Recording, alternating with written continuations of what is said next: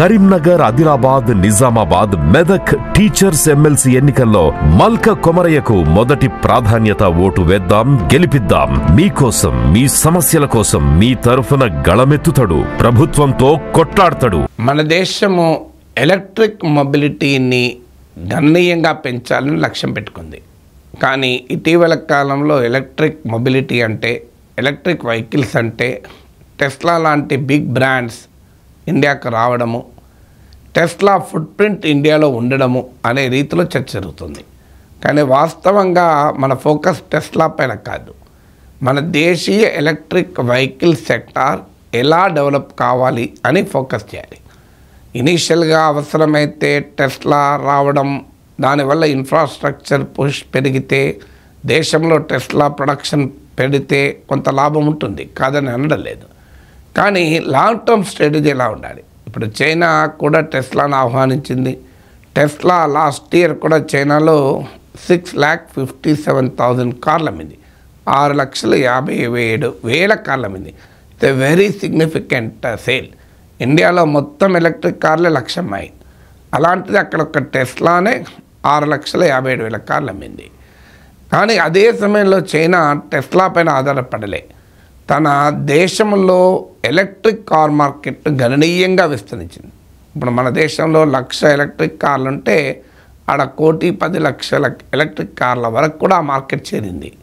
తర్వాత మీకు BYD అనే ఒక డొమెస్టిక్ షౌమీ, BYD లాంటి కంపెనీలు కూడా ఎలక్ట్రిక్ కార్లను మ్యానుఫ్యాక్చర్ చేయడం మొదలుపెట్టింది. ఇప్పుడు BYD లాంటి కంపెనీ అయితే ఏకంగా టెస్లాకి నిద్రపట్టి ఇవ్వడం లేదు. టెస్లా 17,60,000 కార్లు అమ్మితే లాస్ట్ ఇయర్, BYD 17,90,000 కార్లు అమ్మింది. BYD 12% ఏబో వాళ్ళ సేల్స్ పెంచుకుంది. మీకు టెస్లా సేల్స్ దాదాపు స్టాగ్నెట్ అయిపోయాయి. టెస్లా గ్రాస్ ప్రాఫిట్ మార్జిన్ 2022లో 30% ఉంటే 2024లో 15% పడిపోయింది. ఎలా చైనా టెస్లాను ఆహ్వానించి లాభపడిన మొదట్లో అల్టిమేట్గా టెస్లాకి ఇప్పుడు కాంపిటీషన్గా చైనీస్ కంపెనీస్ అయ్యాయి. ఎందుకు ఈ చైనా ఎగ్జాంపుల్ చెప్తున్నా అంటే, టెస్లా నుంచి భారతదేశం లాభపడాలి, కానీ భారతదేశం నుంచి టెస్లా లాభపడకూడదు. అందువల్ల టెస్లాను ఎలా ఉపయోగించుకొని మన డొమెస్టిక్ ఎలక్ట్రిక్ వెహికల్ సెక్టార్ను అభివృద్ధి చేయాలనేది ఆలోచించాలి. ఇప్పుడు టెస్లాకు భారీగా ప్రభుత్వం రాయితీలు ఇచ్చి దేశంలోకి ఆహ్వానించి కూర్చుండ పెడితే మన మహేంద్రాలు, మన టాటాలు దెబ్బతింటాయి. మన చిన్నప్పుడు పల్లెటూరులో దొరికిన పాలు ఇప్పుడు సిటీలో దొరకటం లేదు. మా ఇంట్లో దీని గురించి మాట్లాడుకుంటున్నప్పుడు కంట్రీ డిలైట్ గురించి తెలిసి, ఉన్నత ప్రమాణాలు ఉన్న ల్యాబ్స్ లో టెస్ట్ చేయించి రోజు రిపోర్ట్స్ ని యాప్ లో అప్డేట్ చేస్తారు. వాళ్ళ విధానాలు చూసి సంతృప్తి చెంది ఇలా రికమెండ్ చేస్తున్నాను. ఇప్పుడే కంట్రీ డిలైట్ యాప్ ని డౌన్లోడ్ చేసుకోండి. Download the country delight app now. అందువల్ల దేశంలో ప్రొడక్షన్ చేయడమే కాదు, దేశీయ కంపెనీలకు కూడా నిలబడాలి. మనం కోరుకోవాల్సింది టెస్లా వచ్చి ఇక్కడ ప్రొడక్షన్ చేయాలన్నది ఒక డైమెన్షన్ మాత్రమే. కానీ దేశీయ కంపెనీలు డెవలప్ కావాలి అనే స్వదేశీ భావన ఉండాలి. ఇండియన్ కంపెనీస్ వెళ్ళి ప్రపంచ మార్కెట్లో అమ్మగలగాలి. టెస్లా ఎలా ఇండియాలో అమ్ముతుందో అమెరికాలో మన టాటాస్ అమ్మాలి, మన మహేంద్ర అమ్మాలి. అందువల్ల మనకు టెస్లా పైనే అత్యధిక ఫోకస్ పెట్టి టెస్లాకే రాయితీలు ఇవ్వడం పైన మనం కేంద్రీకరిస్తున్నాం. అఫ్కోర్స్ టెస్లా ప్రొడక్షన్ చేయాలని కండిషన్ పెడుతున్నాం. ఇప్పుడు తాజాగా ట్రంప్ అధికారంలోకి వచ్చాక ఈ కండిషన్ మోడీ ప్రభుత్వం రిలాక్స్ చేస్తుందా లేదా చూడాలి. దీని మీద ఇంకా క్లారిటీ లేదు. ఎందుకంటే నేను ఇదివరకు కూడా చెప్పాను, లగ్జరీ ఎలక్ట్రిక్ కార్ల మార్కెట్ పైన 110% వరకు ట్యాక్స్ ఉంది. ఇటీవల బడ్జెట్లో దాన్ని 70% తగ్గించారు.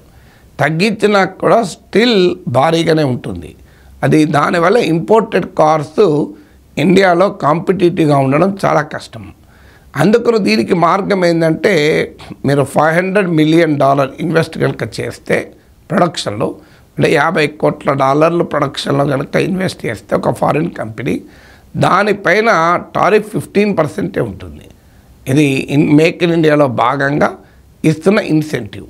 అందువల్ల ఇవాళ టెస్లా ముందున్న ఆప్షన్ ఏంటి, మీరు ఇండియాలో ఒక $500 మిలియన్ $50 కోట్ల పెట్టుబడి పెట్టి 15% ట్యాక్స్తోని నడిపి అమ్ముకుంటావా, లేదా బయట నుంచి ఇంపోర్ట్ చేసి 70% ట్యాక్స్ ఉంటుందా అనేది క్వశ్చన్.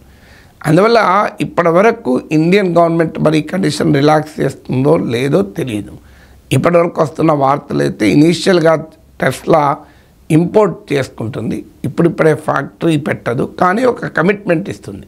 2 ఏళ్ళనో 3 ఏళ్ళనో నేను ఫ్యాక్టరీ పెట్టుకుంటాను, అప్పటిదాకా నేను ఇంపోర్ట్ చేసుకుంటాను అని బహుశా ఈ రకంగా వయా మీడియాగా రావచ్చని అంటున్నారు. క్లారిటీ లేదు. కానీ మన ఫోకస్ టెస్లా పైన ఉండకూడదు. ఎలక్ట్రిక్ వెహికల్ ఇండస్ట్రీ పెరగాలి, కానీ దీనిపైన ఎగ్జాగరేటెడ్ క్లెయిమ్స్ కూడా వస్తున్నాయి. ఎలక్ట్రిక్ వెహికల్ ఎందుకు పెరగాలి అంటే కార్లతో, డీజిల్ కార్లు, పెట్రోల్ కార్లు, గ్యాస్ ఎనేబుల్డ్ వెహికల్స్ వల్ల పొల్యూషన్ పెరుగుతుంది కనుక ఎలక్ట్రిక్ వెహికల్స్ కావాలి అంటున్నారు. కానీ చాలామంది మిస్ అయ్యే పాయింట్ ఏంటంటే ఎలక్ట్రిక్ కార్లు ఎలా నడుస్తాయి, ఆకాశంలోకి వెళ్ళి ఊడిపడదు కదా, దానికి ఒక బ్యాటరీ ఉంటుంది, బ్యాటరీ ఛార్జింగ్ కావాలి, ఛార్జింగ్ కావాలంటే ఎలక్ట్రిసిటీ కావాలి. ఇండియాలో ఎలక్ట్రిసిటీ ఎలా ప్రొడ్యూస్ అవుతుంది? 80% of India's electricity production coal and gas based thermal పవరే. మరి అంటే ఏంటి? ఎలక్ట్రిక్ వెహికల్ పొల్యూట్ చేయదు, కానీ పొల్యూషన్ అనేది వెహికల్ వద్ద నుంచి పవర్ స్టేషన్ దగ్గరికి మారుతుంది. తేడా ఏమైనా ఉందా? ఇప్పుడు డీజిల్ పెట్రోల్ వాడితే కార్ల నుంచి వచ్చే పొల్యూషన్ కాస్త ఇప్పుడు ఎలక్ట్రిక్ వెహికల్స్, ఎలక్ట్రిక్ కార్లలో పొల్యూషన్ ఉండదు, కానీ అది వాడుతున్న ఎలక్ట్రిసిటీ వల్ల కోల్ బర్న్ అవుతుంది, గ్యాస్ ఎక్కువ బర్న్ అవుతుంది కనుక అక్కడ మీకు పొల్యూషన్ ఉంటుంది. తేడా ఏమీ లేదు. అందువల్ల ఎలక్ట్రిక్ వెహికల్స్ను ఎంకరేజ్ చేస్తున్నాం, పొల్యూషన్ ఎదుర్కొంటాం అనేది కూడా పూర్తిగా నిజం కాదు. The pollution only shift from vehicle level, vehicle ప్లేస్లో నుంచి, వెహికల్ వద్ద పొల్యూషన్ నుంచి పవర్ ప్రొడక్షన్ స్టేషన్ దగ్గర పొల్యూషన్గా మారుతుంది. ఇది చేంజ్ కావాలంటే ఏంటి? సాంప్రదాయేతర ఇంధన వనరులు పెరగాలి. ఇప్పుడు ఉదాహరణకు సోలార్ ఎనర్జీ, విండ్ ఎనర్జీ, ఇలాంటి ఎనర్జీ సోర్సెస్ పెరిగాయనుకోండి, మీకు అంటే ఎలక్ట్రిక్ వెహికల్ ద్వారా వచ్చే పొల్యూషనే కాదు, అది వాడుతున్న ఎలక్ట్రిసిటీ ద్వారా కూడా పొల్యూషన్ ఉండకూడదు. ఎందుకంటే ఇప్పుడు కరెంటుకి డిమాండ్ విపరీతంగా పెరుగుతుంది. ముఖ్యంగా ఈ డేటా సెంటర్లో భారీగా కరెంట్ అవసరం. వాటికి artificial intelligence, generative artificial intelligence భారీగా కరెంటు వాడతాయి. అంటే డిమాండ్ ఫర్ పవర్ విపరీతంగా పెరగబోతుంది. అలాంటి టైంలో మన ఎనర్జీ ఇన్ఫ్రాస్ట్రక్చర్లో క్వాలిటేటివ్ చేంజ్ రాకుండా కేవలం ఎలక్ట్రిక్ మొబిలిటీ పెంచినంత మాత్రానే గ్రీన్ హౌస్ గ్యాస్ తగ్గించలేము, పొల్యూషన్ తగ్గించలేము. అందువల్ల ఈ ఎగ్జాగరేటెడ్ క్లెయిమ్స్ ఎలక్ట్రిక్ వెహికల్స్ వస్తే పొల్యూషన్ పోతుందని నిజం కాదు. ఎలక్ట్రిక్ వెహికల్స్తో పాటు ఎలక్ట్రిసిటీ ప్రొడక్షనే గ్రీన్ ప్రొడక్షన్గా మారాలి. అది భారతదేశం ముందుగా ఆలోచించాలి. రెండవది, ఈ ఎలక్ట్రిక్ వెహికల్స్ని అడాప్ట్ కావాలి, చేసుకోవాలి, ఎక్కువ మంది కొనాలి అంటే ఖచ్చితంగా ఇన్ఫ్రాస్ట్రక్చర్ అవసరం. ఇప్పుడు మీకు పెట్రోల్, డీజిల్ ఎక్కడ పడితే అక్కడ దొరుకుతుంది. మరి ఎలక్ట్రిక్ బ్యాటరీస్, ఛార్జింగ్ ఇన్ఫ్రాస్ట్రక్చర్ కావాలి. అట్లీస్ట్ బ్యాటరీ స్వాపింగ్ అంటే నీవు ఒక ఛార్జ్ అయిపోయిన బ్యాటరీ ఇచ్చేసి ఛార్జ్ ఉన్న బ్యాటరీ తీసుకొని ఎలక్ట్రిక్ కార్ ముందుకు పోవాలి. కానీ వాళ్ళే వచ్చి అక్కడ ఛార్జింగ్ పెట్టుకుంటా అంటే ఛార్జింగ్ 2 గంటలు వెయిట్ చేసి ఎవరు పోరు, ఓపిక ఉండదు. అందువల్ల ఎలక్ట్రిక్ వెహికల్స్ కావాల్సిన ఇన్ఫ్రాస్ట్రక్చర్ ఏంటి? ఎలక్ట్రిక్ వెహికల్స్ అడాప్షను, ప్రొలిఫరేషను పెరగాలి అంటే దానికి కావాల్సిన ఇన్ఫ్రాస్ట్రక్చర్లో అతి కీలకమైనది బ్యాటరీ ఛార్జింగ్ ఫెసిలిటీస్. ఛార్జింగే కాదు, నేను ఇంతకుముందు చెప్పినట్లు బ్యాటరీ స్వాపింగ్ ఫెసిలిటీ ఉండాలి. నేను ఒక్క దగ్గర కూర్చొని ఛార్జింగ్ పెట్టుకొని 2 గంటలు ఛార్జింగ్ పెట్టుకొని పోను. అలాగే బ్యాటరీస్ పైన రీసెర్చ్ అండ్ డెవలప్మెంట్ కావాలి. ఇప్పుడు ఒక బ్యాటరీతోని ఒక 1000 కిలోమీటర్లు తిరగలగాలి, 2000 కిలోమీటర్లు తిరగలగాలి. ఆ ఇన్ఫ్రాస్ట్రక్చర్ పెరగాలి. బ్యాటరీలు ప్రొడక్షన్ పెరగాలంటే రేర్ ఎర్త్ మెటల్స్ యాక్సెస్ ఉండాలి. అంటే దీన్నే బ్యాటరీ సప్లై చైన్ అంటారు. ఇప్పుడు మన దేశంలో బ్యాటరీలు తయారు చేయాలి అంటే లీథియం కూడా అవైలబుల్ ఉండాలి. అందువల్ల ఈ రేర్ ఎర్త్ మెటల్స్ ఉండాలి, బ్యాటరీ సప్లై చైన్స్ ఉండాలి. ఇప్పుడు మనం బ్యాటరీల కొరకు భారీగా చైనా పైన ఆధారపడుతున్నాం. చాలా వాటి విషయంలో ఎలాగైతే చైనా పైన ఆధారపడుతున్నామో, మీకు సోలార్ ప్యానల్స్ నుంచి యాక్టివ్ ఫార్మాస్యూటికల్ ఇంగ్రీడియంట్స్ వరకు చైనా పైన హెవీ రిలయన్స్ ఉంది. ఇది లాంగ్ టర్మ్లో మనకు మంచిది కాదు. ఎందుకంటే ఇండియాకు చైనాకు ఉన్న స్ట్రాటజిక్ ఈక్వేషన్ వల్ల కూడా ఈ డిపెండెన్సీ ఇబ్బందిగా మారవచ్చు. ఏదైనా మనకు స్ట్రాటజిక్ ప్రాబ్లమ్స్, మిలిటరీ సరిహద్దు ఘర్షణ వచ్చింది అనుకోండి చైనాతో, వాడు బ్యాటరీలు ఇవ్వను అంటే మన మొత్తం మొబిలిటీ ఆగిపోతుంది, కూలబడిపోతుంది. ఎక్కడికెక్కడికి ఎలక్ట్రిక్ కార్ నడవేగా. ఎందుకంటే అంత హెవీగా మనం చైనా బ్యాటరీలపైన ఆధారపడ్డాం. ఇది చాలా ప్రమాదకరం. No country should depend on other country. అందులో మనకు హోస్టైల్ కంట్రీ, మనకు అంతగా సంబంధాలు బాగా ఉన్న దేశం కాదు చైనా. మరి బ్యాటరీ ఇన్ఫ్రాస్ట్రక్చర్, ఇండియాలో battery production, battery supply chain పెరగాలి. ఇవేవి లేకుండా నువ్వు పెద్ద ఎత్తున ఎలక్ట్రిక్ కార్లని పెంచుకుంటావు. ఇప్పుడు దేశంలో ఉపయోగించే కార్లలో 70% ఎలక్ట్రిక్ కార్లు అనుకుందాం. రేపు సడన్గా చైనాకు ఇండియాకు ఎక్కడో బార్డర్లో గొడవ జరుగుతుంది. చైనా వాడు బ్యాటరీలు ప్రొడక్షన్ మనకు సప్లై చేయడం ఆపేస్తాడు. అప్పుడు మన పరిస్థితి ఏంటి? 70% కార్లు ఆగిపోవాలి. ఎందుకంటే అప్పటికప్పుడు డీజిల్ కార్లు, పెట్రోల్ కార్లు దొరకవు. అందువల్ల ఇది ఒక పెద్ద ఛాలెంజ్. మనం తొందరగా ఎలక్ట్రిక్ కార్లు వాడాలి, ఎలక్ట్రిక్ బస్సులే వాడాలి, ఎలక్ట్రిక్ ఆటోలే వాడాలి, ఎలక్ట్రిక్ లారీలే వాడాలి అని ప్రభుత్వాలు పెద్ద ఎత్తున పుష్ చేస్తున్నాయి. కానీ దాంతోపాటు దానికి బ్యాటరీ ఇన్ఫ్రాస్ట్రక్చర్ ఏంటి, ఎలక్ట్రిక్ కార్ల కాంపోనెంట్ ఇండస్ట్రీ ఏంటి, వాటికి సప్లై చైన్ ఉండాలి.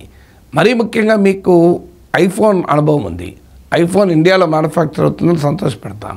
రఘురామ్ రాజన్ చాలా వివరంగా యాపిల్ ఐఫోన్ వ్యవహారం గురించి చెప్పాను. నేను దానిపైన ప్రత్యేకంగా కూడా వీడియో పెట్టాను. ఏంటి ఇష్యూ?